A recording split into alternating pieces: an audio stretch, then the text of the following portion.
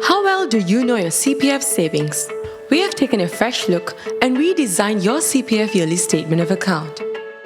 Your CPF statement now comes with a personalized, illustrated summary to help you better understand your CPF savings and the transactions you made in 2015. Here are 4 things you need to know about your new CPF statement. View your total CPF balance at a glance. See a summary of the various CPF contributions you received in 2015.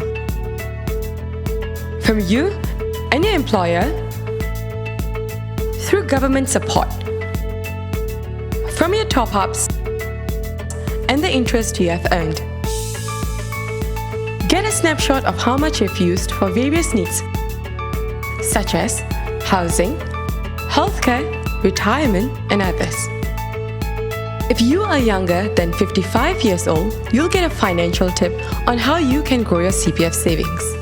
If you are 55 and above, you can see how your CPF savings will support you in retirement. Visit www.cpf.gov.sg to view your newly revamped statement now.